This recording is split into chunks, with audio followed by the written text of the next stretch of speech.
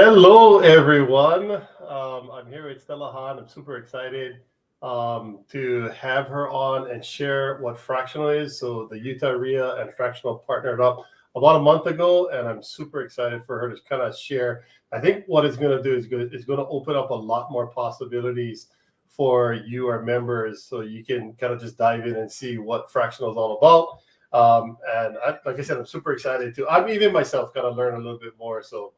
I will let you take it away.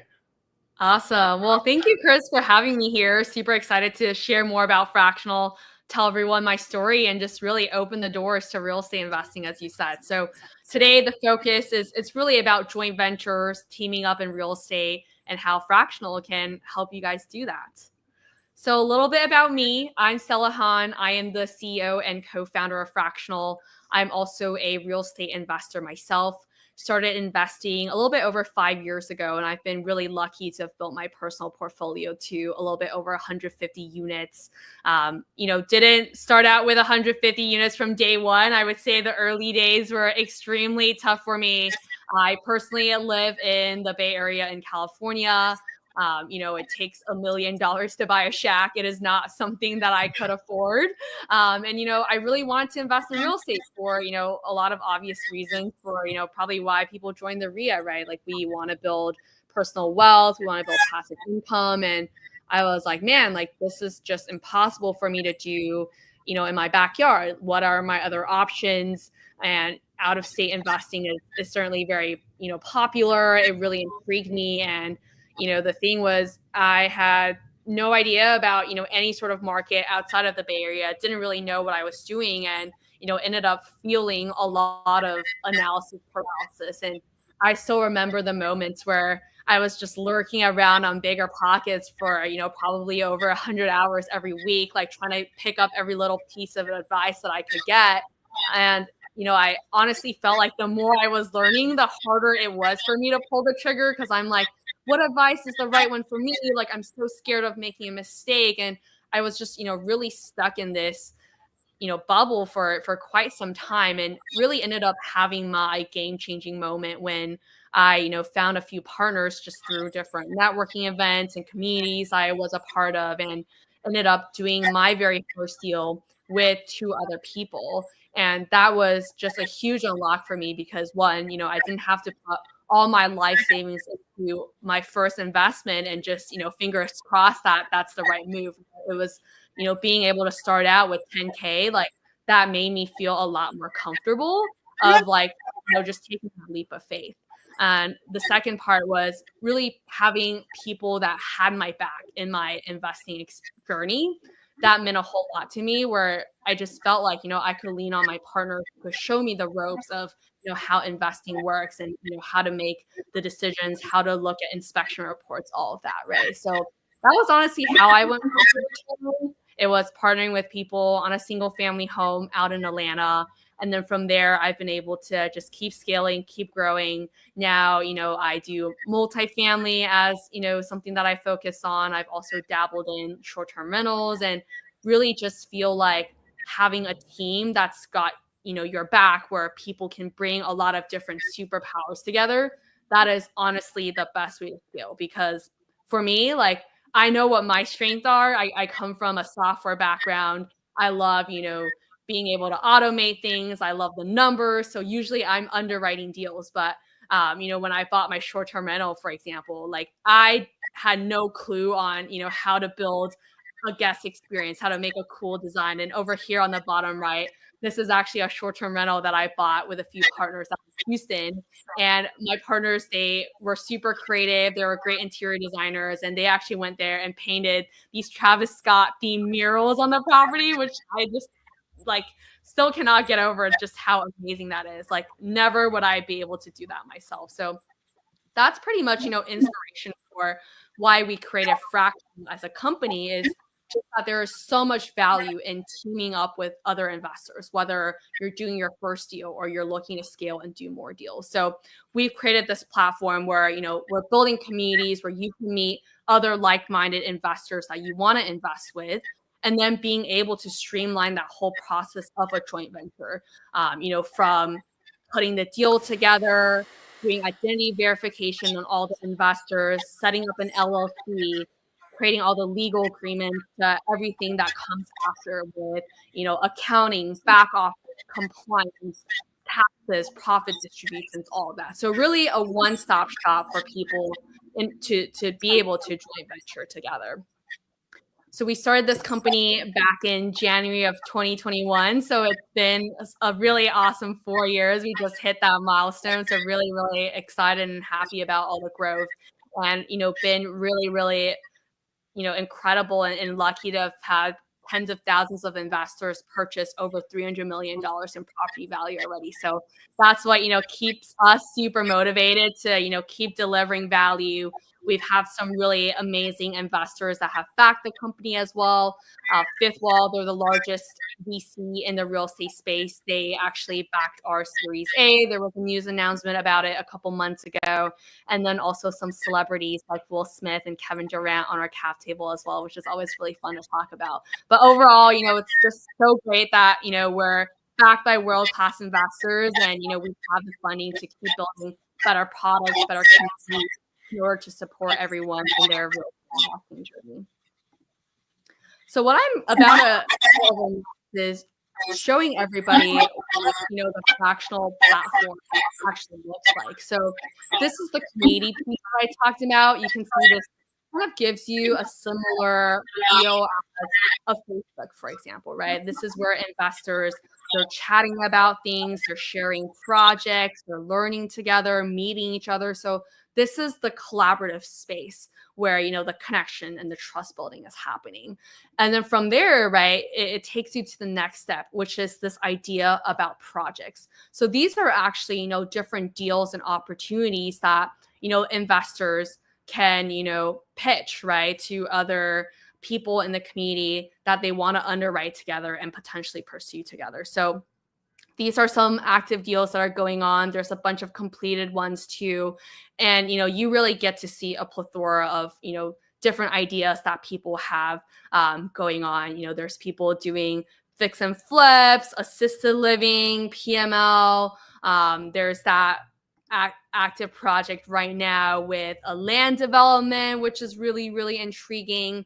And what happens with these projects is that, usually a project leader, which is, essentially the person that had an idea, right? Like they saw this land development and they're like, oh, we would love to invest in this. We want to find other partners who wants to look at this opportunity with us. So they'll host a Zoom call, people will join the call together, meet each other, and then just, really look over the deal, right? Analyze the deal together, talk about the people who want to be involved, doing market research, looking at comps, doing underwriting, right? Like whatever it is that's important to really do due diligence together as a group. And then, if you're someone that's actually interested in investing, you get to, put in however much you want to invest in the project on this right side of the screen here. So I'll go to this project is actually fully funded, which is really exciting. So I'll go to another one that is actively taking investments. So let's say, for example, I read over the student housing project. I join the call. I'm really excited. I want to be in a partner.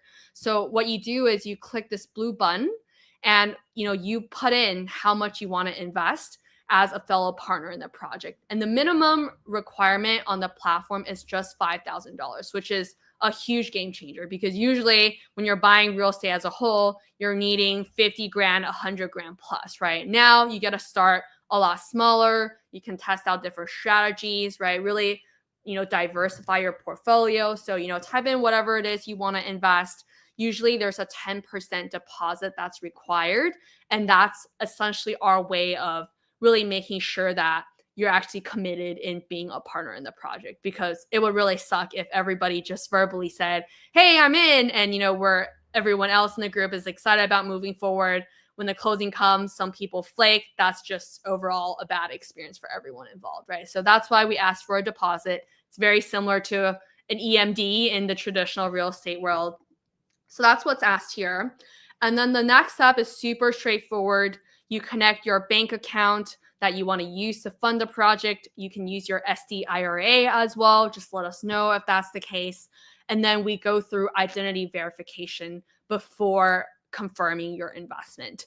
And that's another really important part of the platform, because when you're partnering with people, we want to make sure you're in a safe space and that everybody you're entering into a business partnership with, they are who they say they are, right? Like, we want to make sure they're, no one's on some sort of financial crimes list. No one out here is a scammer. Everybody is legit. And that's why we require you, the project leader, and every other person that is participating as a partner in a project to pass our identity verification check before they're able to participate in a project. So that's pretty much what's, happening here, right? You go through the community, you find people you want to work with, you invest in a deal. And then what comes next, it's really, the legal side of things, right? So what we do is, we actually create the LLC. So that is the entity that is, having all the business partners as members. And that's, the entity that's going to hold title, or it's the entity that's, the lender, depending on what type of deal you're doing.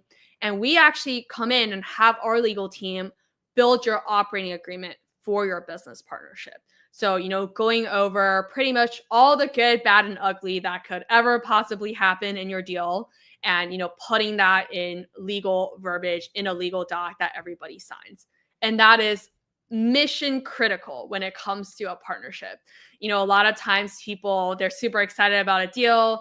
They're like, everything's going to go great. And, they just enter a partnership together without ironing everything out. And you never know, right? Like, real estate investing is very real. Like, things could happen, and you just never want to be in a spot where, say the unforeseen kind of happens, and, everybody is not in the best mood, and then you don't have, stuff that you line on before. That is really where a lot of the chaos happens. So that's why we put so much emphasis on helping all the partners reach alignment and putting that into a legal agreement, and doing that all on the platform instead of, having to go interview and find your own lawyer. Like, that is a very stressful experience in itself. So we're taking care of that all on the platform as well. So, after that, right, we have the LLC set up, we have the legal agreement, everybody's signing off. Now, you're formally in a business partnership together, you've acquired the deal. Now you're, operating your short-term rental, you're operating your multifamily, whatever it is, right? Now the business partnership and the investment is sailing forward. What happens next? There's still a lot of back office tasks that just happen, throughout the lifetime of your partnership, right? So monthly bookkeeping, for instance, you want to understand, how much profit you're making, what are the losses, expenses, all that. So that's actually something that Fractional is taking care of as well. We're doing all of your monthly P&L for your partnership. And then with that, we're able to automate all of the profit distributions to the investors in the LLC as well. So you don't have to have, a single partner be sending out, 20 wire transactions every month, right? Like, that is very annoying. We don't want anybody to have to deal with that. So we're automating the entire process.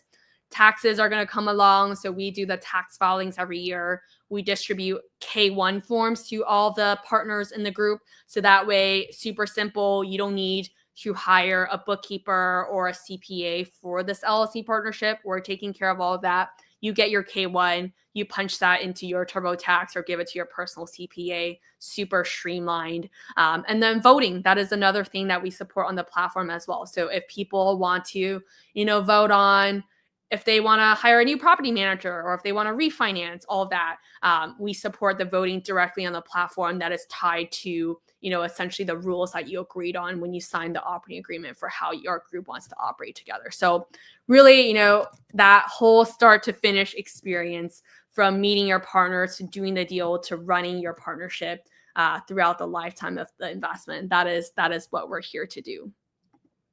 So before I get into, more details about how a partnership goes, I did want to share the Utah REIA community that we have up and going. Chris, if you don't mind dropping that in the chat, we want to make this the private space where all Utah REIA members, you guys definitely join here, connect with me. This is where we're going to be sharing different types of updates that are, coming from the Utah REIA in terms of, co-investing opportunities. if you're, someone that has a deal in the Utah REIA and you want to share with other members, this would be the place that you would drop it. And just, any helpful resources, I will definitely share with the group as well. So make sure you're in here. We do another really cool thing called Unified REIA, which is initiative with all the REIA chapters across the country. So we have monthly events as well, where you get to meet other investors outside of your local organization in the broader REIA as well. So also a really great place to kind of cross-pollinate and do deals together. And that will be shared with the Utah REIA community as well. So I'll kind of take a pause here to see if there's any questions, Chris. I don't want to ramble on forever.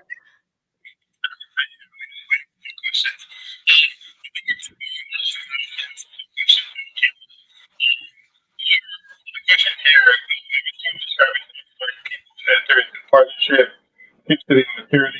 Actually, I don't know if we talked about this portion yet. And that will turn participants into active investing. Would passive be more preferable? So he's asking more about the passive investing side. Kind of ties into my question as well. Like I would want to see like the opposite side of it. So say one of the members had an actual deal that they wanted to present. How would maybe that would, how would that look like on the platform? And I guess you could dive into Mac's question as well. Yeah, for sure. So we actually prefer active investing over passive investing. So all the joint ventures are active collaborations. It's not just, like I am doing all the work and, you're just coming in, investing in a black box fund or anything like that. The point of the JV is to actually have it be an active investment. So for example, let's take my short-term rental, right? Like in that case, it's everybody having a different role and responsibility. So I'll actually, share this slide right here. There's a lot of different ways where we actually encourage people to be active and share responsibilities with their partners on fractional. So like my short-term rental, we basically divided our responsibilities based off of the strengths of each investor. So I was personally in charge of deal sourcing and underwriting because that's my strength. We had other partners in my group. They went and did the interior design. They painted the murals. And then at one point, for property management, that was another thing we talked about. We were trying to figure out, do we hire an external property manager and pay them, 20, 25% of our monthly income? Or, are there people in our group that are willing to self-manage? And we ended up choosing that because, some of our partners, they had more bandwidth, they had experience, and they were willing to, actually self-manage the property. And, as a compensation, we were willing to pay them 8% of the monthly rent. And that was a huge win-win because, why would you pay an external property manager who has no skin in the game in your investment 20 to 25% when you can just pay your fellow business partner who's in the deal with you, right? Something that's much less at 8%.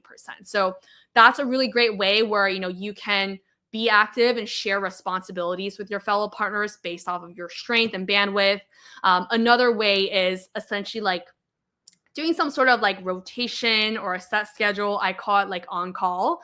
And this works very well for projects that you don't have to be super hands-on, right? Like if you buy a long-term rental and there's a property manager, no one is fixing the toilets or anything like that, right? Like pretty much your responsibility is just, communicating with the property manager, reviewing the P&L, and like bringing up any sort of feedback that needs to be addressed, maybe approving some sort of repairs, things like that, right? It's generally more hands-off, not because you're a passive investor, but just because the investment itself is more of a hands-off transaction because you've hired a property manager, for instance, right? Or, if you're a private money lender, right? Say you're lending money to a flipper and, the borrower is borrowing 100K, you teamed up with, 10 investors to pool the 100K together as a lender, right? In that case, as a lender, you're obviously not flipping the project, right? So it's generally hands-off, but there's still things that you could be responsible for, like, checking in with the flipper on like what their progress is, maybe looking at like their payment schedule, things like that, right? So still kind of minor responsibilities that are not super intensive just because of the type of investment you're making, but it's still an active investment in the sense that you are, being involved in the transaction with your fellow partners.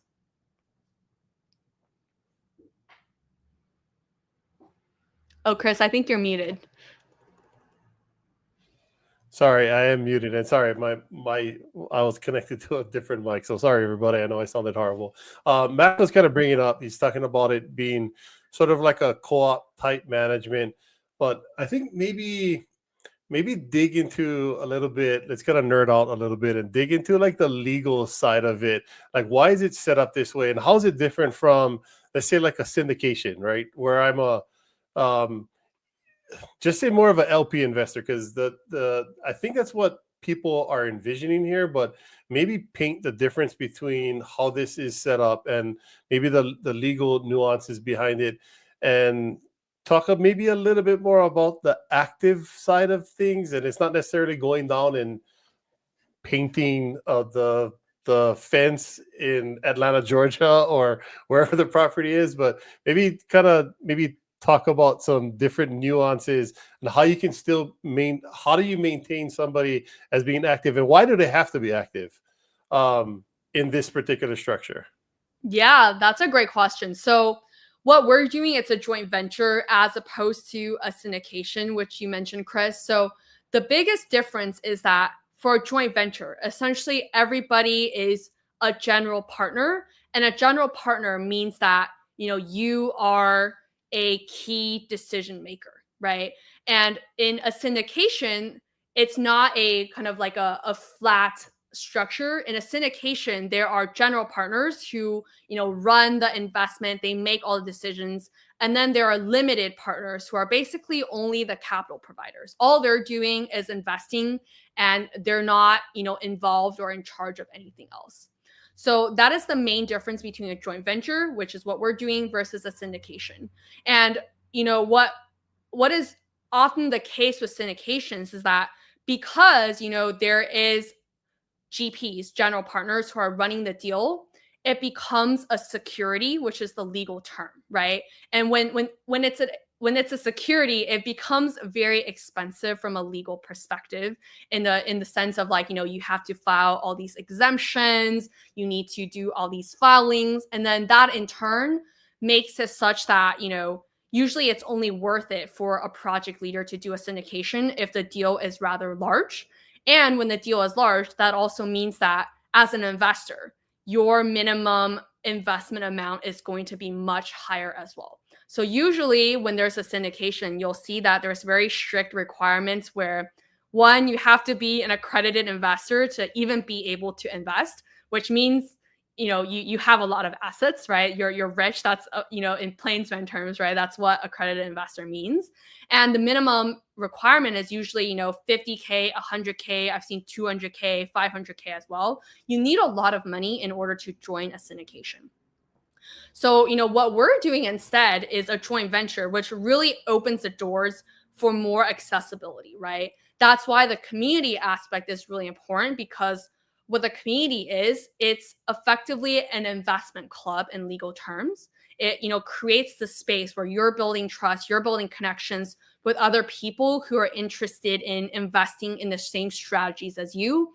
And that's why, you go to these deal dives and you look at these different projects, right? To look at different opportunities that you could potentially invest in together as, something that the investment club is doing. And then from there, you form a joint venture to actually pursue a deal. And as a joint venture, you have to be more active, right? You have to have some sort of involvement in the deal. And only, as a joint venture is it not a security. And that's why you don't have to go through, all the different criteria and restrictions that, security law, basically puts out there, right? So that's why, the responsibilities and the activeness is really, really important. And that's what we're facilitating on the platform. In terms of how active you have to be, it really depends on the type of deal. That's, kind of what I was talking about earlier, right? Like some deals, by nature, they're not that active. So for you to be active, you just need to be as active as the deal needs to be, right? Like if you're being a co-lender or you're buying a, long-term rental where there's a property management in place, you don't really have to do much on the day-to-day. Like I'm in partnerships where we're on a rotation pretty much like every quarter. I have to review P&L, once a month, and I respond to a couple emails here and there whenever the property manager, wants me to repair a bid whenever I'm on call for responding, right? It's pretty lightweight, but I'm still active because I'm involved in some of the decision making, right? I'm not just giving someone else my money and then I'm completely checked out, right? So that's really where, the activeness comes in. It just means that you're participating at some level, whether it's voting, whether it's responding to emails, whether it's a very specific responsibility, if it is a more intensive deal. So that's, where the major difference lies. That's awesome. Okay, this next question talks a little bit more about the risk. So risk is always a big concern for investors. Can you walk us through how fractional mitigates the risk for co-investors or investors, especially when it comes to legal and operational challenges? Yeah, that's a great question. So, there's different layers of risk in terms of, investment risk. That is just something that, happens with any sort of investment, right? So that's why, we really empower people to, go to those deal dive sessions where, collectively as a group of investors, you are underwriting the deal, right? Like you have to do your own due diligence at the end of the day. That is not something that, Fractional is responsible for. Like we are not investment advisors. We can't tell you what's a good deal, what's not a good deal, because that is very, very subjective, right? So the due diligence and the ultimate decision making, it is on you as an investor to do, and you have the community to, support you, in arriving at that conclusion. So that's one layer of risk. And then the other one is, just risk of going into a partnership itself, right? And that's why I stress so much on how important that operating agreement is. A lot of times people are really excited about a deal up front, and then they don't talk about the bad and ugly. And that is, something that we strongly discourage. That's why we put so much emphasis on the operating agreement. I'll actually show everybody a guide of what that looks like. So we have our legal team come in and, we end up creating a 48-page document for the operating agreement for all the investors, because we want to make sure everybody understands how they're going to work together as a group and all the sorts of cases that could happen when you're in a business partnership with people, right? So starting out with the basics of like, how much equity, how much percentage of this deal do people own, right? Like are certain members getting more equity because they're bringing a very unique skill set to the table, to, things that are, slightly tougher, like voting, right? There's a lot of different decisions that could happen. So, how do you make effective, timely decisions as a group, right? Things like firing the property manager or doing a refinance, or, selling the property, right? Those have different kind of levels of importance where, maybe you want more or less people agreeing depending on how critical of a decision that is. To, things like selling your shares, transferring your ownership, right? Is there a timeline that people agree on for, the strategy of the investment? And then, there's the rare case of, if someone runs into an emergency and they really have to exit, how do they get out of the investment? Do they get to sell it first to the existing partners? Can they bring an outside investor? Does that person need to be the same, financially qualified? Things like that. This I say is extremely ugly, but it could happen is defaults, right? Like you definitely want to talk about that up front. There could be a case where, especially if you're in an equity deal, right? Like an unforeseen might happen. Maybe your roof completely falls apart and there's not enough money in the reserves. And now there's a capital call, which means, we're asking all the partners to put in more money, right, into the business partnership to fund this cost. So, what if one of the partners doesn't pay their share, right? Now they're in default. Like what happens then? Do people, if there's other partners paying on their behalf, do they get to earn interest? What if they never pay? How do they get diluted? Can they get kicked out of the partnership? Do they get their voting rights revoked, right? So all those sorts of details hopefully they don't come up, but that doesn't mean, you don't talk about it, right? So that's why we have the operating agreement as, something that is, we're providing as a service, and that's mandatory in our setup. We want to make sure everybody is aligned on all of those things. And once they're talked about, it really does de-risk your partnership as a whole, because, if things do happen, the law of the land, right? You know how you're going to operate as a group, and you just follow whatever is laid out on, pen and paper, right? It's in the legal agreement, so everybody follows that. And it's definitely a really great way to de-risk a partnership as a whole. Sorry, muted again. I think that covers most of the questions. There was actually a questionnaire that you pretty much covered. No, wrong one. Sorry. This one. I mean, somewhat the same. And I would assume it's covered in the operating agreement to some degree, because you briefly skipped over it. But like, how do you balance the value of different skills a person brings? I'm assuming all of what you said on the operating agreement is customizable. So say hypothetically, if I bring in 50% of the knowledge to operate the deal, there can be some customizable function that I will get a larger pro rata share of the equity or therefore distributions. Yeah, exactly. So it's all customizable. In the case I talked about where people are on a rotation, that usually is pretty straightforward. We just, pretty much do whatever is your money in divided by total money that people are pulling together. That is your percent ownership, right? Because everybody is effectively responsible for the same things.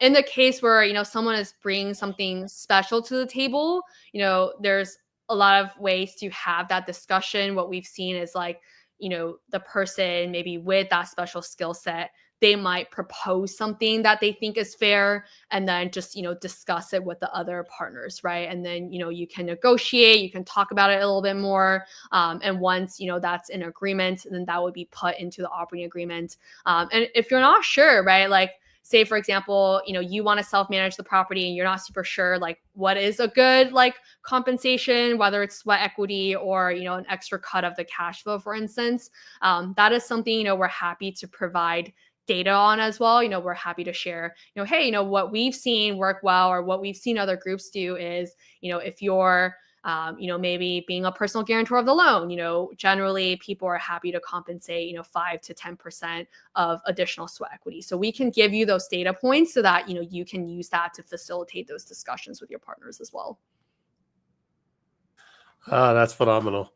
There's no more questions in the crowd. So let me just ask, is there more of the presentation? Because I have a ton of questions. No, I think I covered everything. And, definitely I'm an open book, so happy to answer whatever. Just want to give a call out here. Investing is definitely very personal. So that's why, we're offering a free consultation call. We would love to learn about your experience, your goals, dig deeper into the demo, whatever is helpful. So just make sure to scan the QR code, and also make sure you join the Utah REIA community so that, we have you in the space. That's awesome. Okay, so let me, finding partnerships are never what they seem to be when you start off on a partnership. Like, what are some, I mean, you've been doing it for a while. Seems like you had quite a few partnerships. I mean, and theoretically, they're all partnerships, right? All these JV agreements, you have partners. What are some red flags or green lights or nuances that you've experienced in the past that can be, I guess that can be shared for our audience to educate them what to look for, and what is a okay, stay away from this by all means? Yeah, that's a great question. So I have two things that are pretty important to me just personally as an investor. I mean, I think this is going to be different for each person, but at least for me, their investment style or like their risk tolerance is a piece that I really want to find alignment on, and when I'm finding partners. So a pretty easy way I can tell this is whenever, I go to a deal dive or an underwriting session with someone, just seeing how they underwrite and whether that is similar to me or not is a really good way for me to kind of get a taste of this. So I'm generally more conservative as an investor. So if I'm, potentially considering I'm partnering with someone, and if the way they're underwriting is like, zero vacancy or like zero, capex, opex, things like that, right? Like if they're really cutting down on the expenses as much as possible, that is, a bit too aggressive for me personally as an investor, where I'm like, okay, we're probably not the same type of person, probably not a good fit as fellow partners, right? So that's like one way where you can look at things in terms of like how aggressive, right? Or how risk averse are they, and how does that match kind of your own personal preference? Even things like coming up with a plan B, that's something that I've learned going into short-term rentals, is like there's kind of ever-changing policies and things like that. So I like to also underwrite like, okay, if a short-term rental doesn't work out, what does this investment look like as, co-living or as a midterm rental, et cetera, right? So that's something that I would like to find as, fellow partners. But, if someone else is like, oh, good, right? Like we don't need a plan B, things like that, then another kind of signal where it's like, okay, this probably isn't a great match. Second point is definitely around communication. I think that is just really critical when you're doing business with anyone, is like you want to have really good communication. So if like, we're doing due diligence and, I'm asking them a question, I send them a message and they take days to respond, then that is not the communication style that I like. Like I generally like to respond at least within a day. So I think like, if people don't respond in the same schedule that I like to respond, I feel like it's just going to be not the best experience, working with them for, 1 to 5 years, right? Like it is going to be a sustained period of time. So that's another thing that, I really like to look for. So yeah, in summary, it's like risk and like underwriting style, and then communication style. That's awesome. So we have, I mean, typically the REIA attracts a lot of newer investors.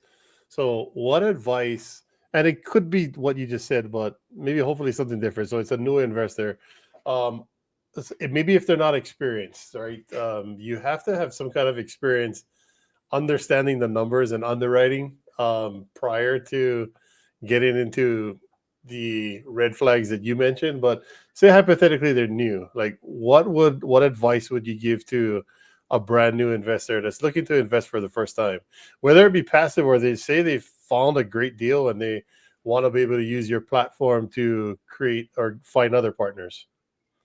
Yeah, that's a great question. So for new investors that are looking to invest, I would honestly just recommend going to as many of these underwriting sessions as possible. Like you don't want to be the person that like, I mean, everybody's going to tell you like how great their idea is and like they want you as a partner. You want to build your own, formula for, understanding the numbers and understanding yourself as an investor. And I think you can only do that by building that muscle, right? So go to as many of these underwriting sessions as possible, and that will help you really understand like how to evaluate a deal. And, I think being a fly on the wall is just so helpful, even from an educational perspective. Like even I am still learning. I honestly did not know like how PMLs worked until last year. And it was just like being a part of those, underwriting sessions where I'm even, hearing what other experienced investors are asking, right? Because that means those are the things that other experienced investors are concerned about. So I should be concerned about those same things when I'm evaluating different opportunities. So I think it's just, getting as much exposure as you can. And then through, more practice, through more self-reflection, you'll definitely start getting a much better idea of like what types of opportunities are a better fit for you. And then obviously, with fractional, right, you don't have to feel like you're putting all your eggs in one basket, right? Like you can try something for 5K and just, see how it goes, right? If it goes well, then you can double down on it. If, maybe it's not what you thought, then that's totally fine, right? You spent 5K learning how short-term rentals worked and you decided that's not for you. It is a much better case than putting 200 grand in a short-term rental and having that not be it, right? So that's what I would really suggest for newer investors. And then for people that, want to put their own deal out there or want to, start a partnership, kind of similar. Like I think there is a lot of art to, how you communicate, how you, share your vision, how you build trust with people. And it's not something where, you just, you should never have your first touch point with another investor be asking for their money. Like that is probably the worst experience you can ever do, is like going to someone and being like, hey, I have this deal, like invest with me, give me your money, right? Like that's not how people work. So, you want to be a part of the community, right? Which is why I think the Utah REIA is so awesome. And that's why we're building a community on Fractional, is like, tell more people about what you're doing, tell them the deals you're underwriting, the deals you've done before, even the stuff that didn't work out, because honestly, mistakes are priceless. Like there's so much to learn from mistakes, and, share that with people, right? And that's just such a great way to build more, rapport, build relationship, build trust, such that, when your golden opportunity does come, you're not just starting from zero, right? People already know who you are. They know the types of deals you've done, the things you've underwrote, and now they're excited to do this opportunity with you, and things are going to move a lot quicker that way too. Sorry, I was just coughing. I don't think you touched on it. You maybe I missed it, but I think you just kind of briefed over it. What is an underwriting session? Yeah, so an underwriting session is what different project leaders will host whenever they have an opportunity or they have a deal that they're looking at. So what happens is they will host a Zoom session and then literally just analyze the deal live with whoever is on the Zoom that wants to look at the opportunity. So, they'll do things like look at, do market research together. So this could be like, understanding population growth, economic growth, employers in the area, right? Like understanding a local market, to, really crunching the numbers, right? So for example, if you're doing a fix and flip, right? Like we'll literally have like Zillow pulled up. We're going to look at like, recently sold properties and, what, they sold for, if they're in a similar, sort of like, square footage, bed, bath count, et cetera, right? So like ways to comp the numbers to justify like, do these numbers make sense? Like how much returns can we get if we made like XYZ projections? So it's like just getting super deep in the weeds, all live, super collaborative to look at an investment opportunity together. So that's why like I feel like it's just a really great way to just train your muscle and have a really, good sense of, how you want to analyze an opportunity. Yeah, that's awesome. And it kind of ties into what you said earlier with being a fly on the wall, and I think that's so true, because you learn so much by watching these again, like you said, other professionals or just other investors, just people in general, do what they do, and hopefully it's what they do best. And then you just learn. You pick up nuances and maybe things that you didn't know before. And even if you didn't know it, all you do is you go back and Google it or stick it in ChatGPT and ask it exactly what it is, and then you'll be that much better and more prepared the next time you go and look at something. So I don't know if we have any more questions. I got one more wrap-up question. So I'm super amazed at what you've done with the fractional platform. I think it can be super powerful for people to be able to, like you said, get into smaller type investments. If they're looking to, especially if they're new, they're looking to get into something for the first time, you can own a piece of a property in, well, I guess you said Atlanta, Georgia, right? I mean, anywhere, wherever an opportunity presents itself. But what is the vision for fractional look like in the future? I'm sure it's not going to stop here. So what are the future expansion plans for fractional?